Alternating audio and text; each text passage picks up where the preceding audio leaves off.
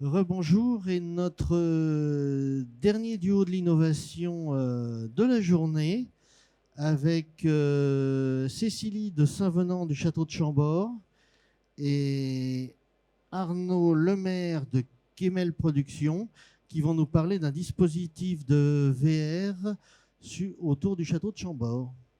Je vous laisse la parole. Merci beaucoup. Alors, on va commencer par vous dire une chose, c'est le film est présenté au stand H21. Donc là, on va parler un petit peu, mais les paroles n'ont que peu d'importance par rapport à la vision du film. Donc vraiment, allez voir le film en stand H21, enfilez le casque et vous allez voir que c'est absolument époustouflant. Je vais dire quelques mots sur Chambord, même si on a toujours l'impression que Chambord n'a pas besoin d'être présenté. Mais c'est donc un lieu qui vient de fêter ses 500 ans, qui est le deuxième château le plus visité de France après Versailles, qui a à peu près la moitié de ses visiteurs qui sont étrangers. Tout ça, je parle évidemment avant 2020. Et on a choisi depuis quelques années de travailler à l'enrichissement de notre offre numérique, notamment quand on a la chance de rencontrer des partenaires comme Kemel Productions. Qui est une toute petite boîte de production. Nous nous considérons plus comme des artisans par ailleurs. C'est vrai que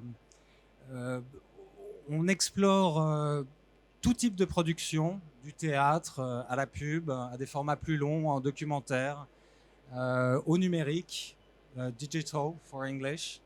On avait fait un petit peu de 3D en son temps.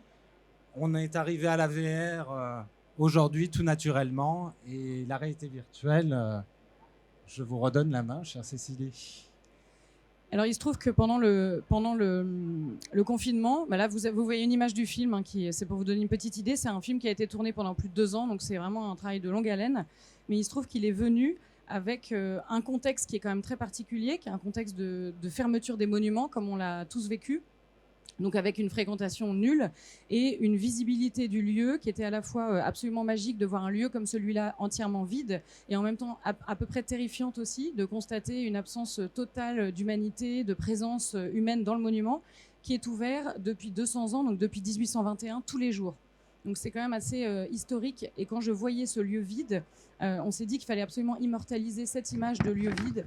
Et à ce moment-là, on a rencontré Kemel Productions. Donc là, vraiment, le confinement a été un élément décisif dans l'histoire. Et puis, deuxième élément très important, c'est les campagnes de restauration sur un monument comme Chambord. Donc aujourd'hui, on est en train de restaurer les toitures. Vous voyez que le monument, donc, je vous invite quand même à venir cet été, mais il se trouve que le monument est quand même assez bien échafaudé, parce qu'on est en train de restaurer les clochetons de Chambord. Donc c'est une façon aussi de pouvoir montrer le monument tel qu'il est sans les échafaudages. Donc c'est aussi une façon d'immortaliser un lieu et pouvoir le montrer pendant des périodes de restauration qui sont quand même très fréquentes dans le patrimoine. Et ça peut être une sorte de compensation pour les visiteurs qui sont présents sur site. Et au-delà d'une compensation, c'est aussi une découverte parce que c'est un point de vue nouveau. On a une immersion totale. Il y a un vrai statuaire sur les toits de Chambord. Moi, j'ai une affection toute particulière pour les petits angelots que l'on approche, qu'on a l'impression de pouvoir saisir. Voilà, c'est une vraie aventure, c'est une vraie expérience et émotionnellement très forte. J'aimerais revenir un tout petit peu en arrière sur notre rencontre avec Chambord qui a eu lieu un tout petit peu avant le confinement. Nous, c'était une période où la VR enfin trouvait un équilibre entre l'image offerte aux spectateurs et évidemment la faisabilité.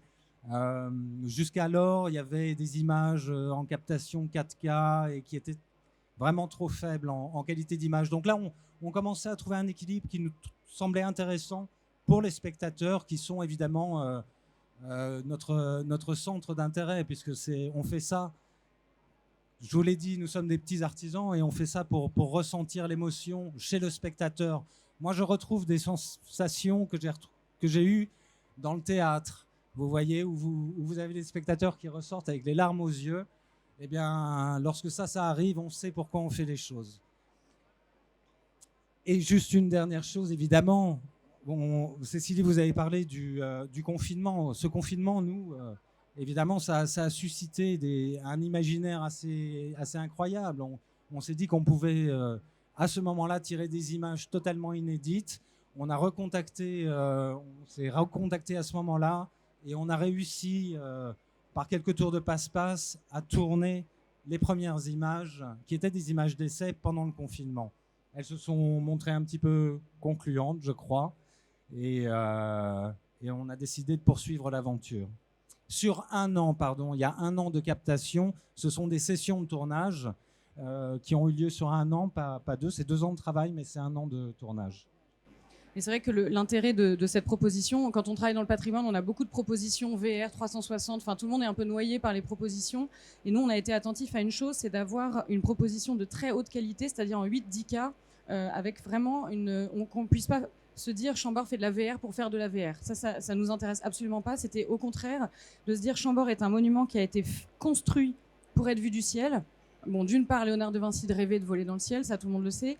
Et on a découvert il y a moins de 10 ans, grâce à aux premiers drones, qui avaient des décors sculptés, qui étaient conçus sur les terrasses de Chambord pour n'être visibles que du ciel. Donc c'est François Ier s'adressant à Dieu, le lieutenant de Dieu sur terre, etc. Donc c'est vraiment un élément de patrimoine fondamental. On n'est pas dans le gadget ou la proposition en se disant tiens, on va mettre un casque parce qu'il faut avoir un casque en ce moment. C'est au contraire de trouver, là c'est la chance qu'on a eue avec Kemel Productions, c'est de trouver des partenaires qui ont conçu une proposition artistique et j'ose dire presque philosophique qui, avec une technologie de très haute volée. Alors c'est très simple, hein, Arnaud Berthoud est ici présent, c'est mon comparse sur ce projet. Je vous parlais de ces essais, ils ont été concluants. J'appelle Arnaud. Avec Arnaud, on avait fait un documentaire sur Notre-Dame de Paris en 2010 pour les Journées du patrimoine et en 3D. Déjà en aérien de proximité, c'était bien avant les drones. On a travaillé avec des grands zeppelins de plus de 110 mètres cubes d'hélium. On passe les détails. On travaillait avec des raids à l'époque. Mais vous comprenez bien, là, nous, on est face à Chambord, qui est l'emblème de la Renaissance française, qui est le joyau d'un roi architecte et humaniste. Donc, il fallait absolument qu'on se mette un tout petit peu au niveau. C'est ce que nous ressentions. Donc, afin de construire quelque chose, un édifice, le nôtre, aussi petit soit-il, mais qui soit solide, il nous fallait des fondations vraiment impeccables. Et ça passe par l'écriture.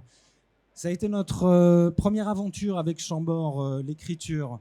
On a été chercher un souffle, une idée, comprendre d'où ça venait. Ça nous a ramené sur les traces de Léonard. Et vous m'avez échangé un document assez rapidement après la lecture, je crois, parce qu'il y avait une réécriture du lieu et on matchait totalement avec cette nouvelle réécriture de Chambord et l'implication de Léonard. D'ailleurs, le film commence en Italie, vous verrez, puisque les débuts du film sont tournés en Italie. On survole les grandes villes italiennes dans lesquelles Léonard a vécu. Donc c'est comme une espèce de voyage de Léonard de Vinci dans le ciel pour arriver jusqu'à Chambord. On va vous parler un peu de distribution, parce qu'il faut savoir où ce film est vu et dans quelles conditions. Alors, ce n'est pas la partie la plus évidente. Hein. Donc, la première chose qu'on a lancée, c'est la distribution sur site. On n'a pas encore de salle dédiée avec des sièges pivotants. C'est là où vraiment on est en train de travailler sur ce projet-là en ce moment. Donc, ça va venir. Mais à ce jour, le film a été proposé pendant les périodes de vacances scolaires dans une salle dédiée avec vraiment donc, ces 12 minutes pendant lesquelles les gens sont totalement immergés. Il se trouve qu'il y avait une difficulté aussi, c'est l'aspect sanitaire, comment on nettoie les casques, etc. Donc il fallait mettre en place une salle UV pour nettoyer les casques, désinfecter les casques très rapidement. Et aujourd'hui, la distribution sur site est un premier succès qui doit prendre de l'ampleur avec une salle dédiée, avec des sièges qui soient vraiment adaptés, une scénarisation de l'espace, etc. Et puis hier, on a commencé pour la première fois à faire une distribution hors les murs, mais là, c'est vraiment Arnaud qui s'occupent de ça. Parce que l'objectif de Chambord au départ, c'était de se dire, ce film, c'est évidemment un atout pour les gens qui viennent visiter Chambord, mais c'est aussi et surtout une façon de s'adresser à ceux qui ne sont pas à Chambord, notamment toute la fréquentation internationale qu'on a perdue, les publics empêchés, donc ça veut dire les personnes qu'on appelle public empêché ou voire pour tout ce qui est non public, ce qui est encore pire. Et donc on travaille beaucoup sur ce projet-là, en sachant que c'est vraiment la partie Kemel Prod qui va s'assurer de la diffusion à l'extérieur sur des plateformes. Là, tout est ouvert en termes de projet, mais il est essentiel pour Chambord que ce film soit vu à l'extérieur. C'est vraiment une diffusion à les murs, avec un objectif évidemment aussi de diversification des ressources financières quand on a perdu la moitié de sa fréquentation pendant les 2 années qui viennent de s'écouler. Je crois que j'oublie rien. Et sur l'équipe, peut-être dire un mot. Arnaud, tu peux peut-être nous rejoindre pour qu'on te voit quand même. Oui, bien dans l'image. Arnaud qui a écrit le texte, et il faut vraiment, je vous invite à écouter le texte aussi, parce qu'on est parfois tellement pris par les images qui sont très très très impressionnantes, on a parfois presque l'impression de tomber tellement on vole dans le ciel, que n'oubliez pas d'écouter le texte qui est très très beau. L'objectif, c'était vraiment d'être, je dis deux mots, hein, d'être en apesanteur comme un oiseau ou un ange, et d'évoluer à sa guise, d'éprouver le vertige du monument, et aussi finalement de renforcer la visite, parce que il y a dans le dialogue direct et l'intimité qui est créée avec le monument, subitement une nouvelle relation qui s'ouvre, et c'est comme si on ouvrait une porte vers des publics qui n'ont pas obligatoirement tout de suite qui ont du mal à aborder le monument, et subitement on crée cette intimité là, et ce vertige. C'est l'association du spectacle et de l'intimité qui fait que pour moi c'est une nouvelle porte vers le patrimoine, et surtout c'est un renforcement de la puissance de notre patrimoine. Alors j'aimerais juste finir aussi sur un petit point, c'est qu'on parle là des duos de l'innovation. Je pense qu'on a un duo public-privé qui est assez inédit. On ne peut pas vous partager tout ce qui est entre nous, mais ce que je peux vous dire, c'est qu'il y a une transparence absolue. On a construit les choses ensemble, on se soutient du début jusqu'à la fin, c'est une aventure. On découvre tous les jours. La distribution, c'est une étape aujourd'hui qu'il va falloir franchir, une nouvelle étape. Mais les choses vont se gagner parce qu'on y croit, parce que ce projet est très fédérateur.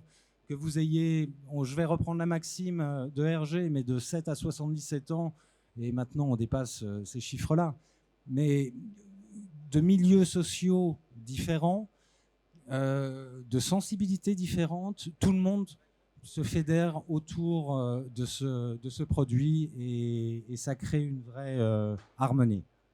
Rendez-vous en stand H21, voilà, vous l'avez compris. Merci beaucoup, et maintenant on va passer à la deuxième phase des questions. Y a-t-il des questions? Beaucoup, j'ai l'impression. J'en ai deux. La première, comment s'est passée la collaboration du point de vue du discours scientifique de Chambord qui doit mener au discours artistique du film? Deuxième question, plutôt technique celle-là. On parle de VR. Est-ce que vous avez choisi de l'audio 3D pour accompagner ça ou pas? Alors, première question à laquelle je réponds, sur le sujet scientifique. Alors nous, on a alimenté beaucoup les deux Arnaud avec énormément de documentation, de discours scientifiques, etc. Et ensuite, on les a laissés vraiment travailler de façon assez libre.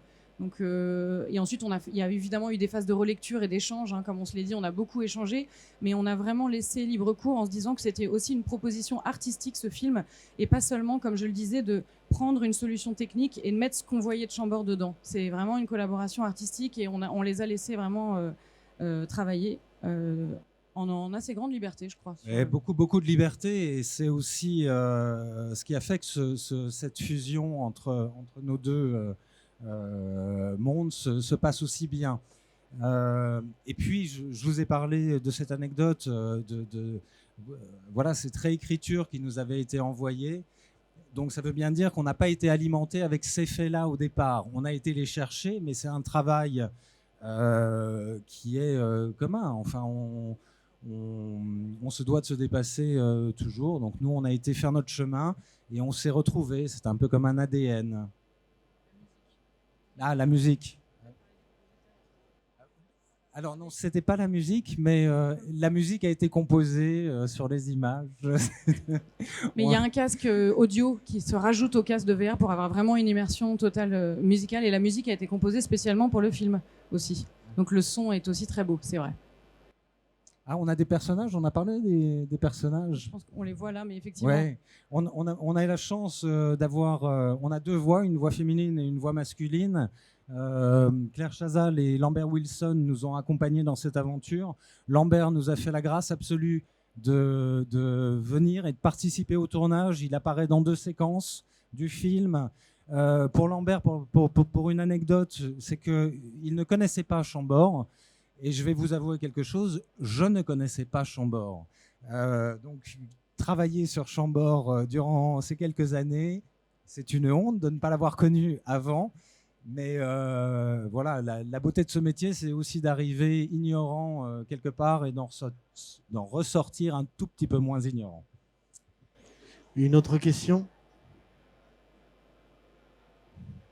Ben, moi, j'en ai. Alors, j'en ai deux, principalement. Et on va parler de l'après. Vous avez parlé de distribution, diffusion, exploitation. Et Dieu sait que c'est compliqué dans la XR et la VR, la distribution. Donc, vous avez dit déjà que vous faites une exploitation sur site. Vous avez combien de postes sur site à peu près? On a une quarantaine de casques sur site, donc ça veut dire que on en a 60 au total, oui c'est vrai, 60 pardon. Et on les fait tourner, c'est toutes les 30 minutes pendant la journée, on est ouvert de 9h à 18h, donc ça fait, je me souviens plus en journée, mais ça fait quand même pas mal de monde qui peut voir le film en une journée. Ça, c'est pour la diffusion sur site et ce sont des casques que Chambord a achetés. Donc, on est propriétaire de nos casques pour diffuser le film pour nos visiteurs. Et donc le vous film êtes... est visible au tarif unique de 8 euros. D'accord, donc c'est un ticket supplémentaire. Et deuxième, donc il y a un modèle économique qui commence à se mettre en place. Et deuxième chose, je pense que c'est de la visualisation synchronisée. Vous faites rentrer 30 personnes, vous l'enclenchez et vous faites sortir les 30 personnes. Oui, mais on est en train de travailler. Alors, la salle à proprement parler n'existe pas aujourd'hui. On a sorti 2 salles éphémères pendant les vacances de la Toussaint et pendant les vacances de Noël. On est encore dans les essais, on expérimente. On a la chance d'expérimenter ça ensemble. On croit en cette aventure. Donc, il y a des formats qui vont... Ça, c'est encore... Oui, on est en train de chercher des choses. On en essaiera, on en trouvera, on en abandonnera. On a des contenus supplémentaires qui doivent arriver pour intéresser les membres de la famille, des choses un petit peu plus aventureuses pour les jeunes. On a aussi un module PMR qu'on doit sortir, qui n'est pas encore sorti, mais on a déjà tourné tous les intérieurs, évidemment, dans lequel on permettra aux personnes à mobilité réduite, justement, de vivre l'intérieur de Chambord. Pour ce film, on avait choisi de ne pas trop montrer les intérieurs, parce qu'on imaginait que les gens, justement, pouvaient voir les intérieurs par eux-mêmes, et que ça ne servait pas à grand-chose de les reprojeter une seconde fois dedans. Mais il y a beaucoup de choses qui sont encore à explorer, de terrain à découvrir, et on s'y attelle. Tout à fait. D'autres questions? Est-ce que vous avez des retours des utilisateurs, enfin des visiteurs qui ont utilisé le casque, ou est-ce que vous prévoyez de faire une enquête pour savoir comment ils ont vécu tout ça? Arnaud me la demande depuis des mois, donc très très bonne question. On a des retours spontanés de gens qui sont vraiment mais émerveillés. Donc on n'a pas encore eu un seul retour négatif, pas un seul. C'est assez rare quand même. Mais j'avoue qu'on n'a pas encore filmé ou enregistré les réactions des visiteurs. On n'a pas fait encore d'enquête des publics de façon... Et la prochaine fois, c'est promis, je vais m'y atteler. J'imagine que les gens sont très polis aussi. Mais est-ce que vous pouvez raconter l'anecdote de la personne qui avait une 60aine d'années, qui connaissait ça par cœur, qui a 8 euros? Ah oui, parce que 8 euros, c'est quand même un prix qui défie un peu la concurrence. Aujourd'hui, c'est plutôt des tarifs qui sont proches de 20 euros pour ce genre de format. Notre-Dame est à 35. Alors nous, on a tenu à ça. Oui, mais c'est 45 minutes. Et c'est émissive, ils font un travail excellent. Oui. Je suis très respectueux de ce qu'ils font. Je les suis déjà depuis longtemps. Alors nous, on tenait à 8 euros, effectivement. Chambord est gratuit pour les moins de 26 ans. On a un tarif unique de 14,50 € pour rentrer dans le château. Et effectivement, on ne voulait pas proposer une offre qui soit trop onéreuse, en se disant que de toute façon, le film allait être distribué dans d'autres façons, sur la boutique en ligne un jour. Voilà, on a plein de choses en projet. Mais je ne me souviens pas de cette personne de 60 ans. Alors, il y a une personne d'une 60aine d'années, ça c'est une anecdote que j'ai reçue de la part de Cécilie, qui connaissait très bien le procédé, qui trouvait que 8 euros était vraiment pas cher, donc ça devait vraiment être un truc pas génial. Il a vu l'expérience, il a fait l'expérience, pardon, et après avoir retiré le casque, il a raconté n'avoir jamais vu un film de cette qualité en 360, qu'il était un peu sur les fesses et qu'il allait visiter le château et qu'il revenait pour refaire l'expérience. On a aussi eu Non, mais Bon. on l'a montré à beaucoup de gens, effectivement, que ce soit des gens qui travaillent dans les nouvelles technologies ou des kidam, des enfants, personnes âgées, vraiment, qui ont tous eu une très grande émotion. Et c'est l'objectif, c'est de rappeler que le patrimoine, c'est avant tout une émotion. C'est ce que disait Arnaud, c'est très important. C'est l'idée de se dire qu'en fait, on n'est pas dans un documentaire, on n'est pas là dans un discours didactique. Il n'y a rien de didactique, mais au contraire, on est vraiment là pour créer de l'émotion. Donc voilà, venez voir le film en stand H21 et venez à Chambord aussi, parce que c'est quand même bien de voir le monument en réalité. D'autres questions? Bon, bah, il ne vous reste plus qu'à voir le film. Ah, excusez-moi, pardon. Excusez-moi, je suis arrivée un peu en cours. Le modèle économique, donc c'est 8 € vendus au public, c'est un partage des... D'accord. C'est quelle part qui va au... Alors, je dois dire que là-dessus, production pour le dire en 2 mots, Kemel Productions a assuré la production du film. Donc, la réalisation et la production a été prise par Kemel Productions. Et ensuite, il y a un système de coproduction, effectivement, et de retour avec des couloirs de remboursement. Effectivement. Mais il y a quand même un très gros investissement de la part du coproducteur qui a pris à sa charge la réalisation et la production avant de travailler sur le développement avec nous. Voilà, et on a d'autres projets et j'espère qu'on va pouvoir vous emmener encore plus loin. D'autres questions? Bon, ben, il me reste à vous remercier là-dessus et on se retrouve tous à Chambord dans quelques semaines. Et avant de se retrouver à Chambord, vous êtes sur le stand H21. J'ai vraiment l'impression de jouer à la bataille navale depuis ce matin. H21, donc pour voir le film, parce que je pense qu'un film, ça peut se décrire, mais surtout, ça se voit. Voilà.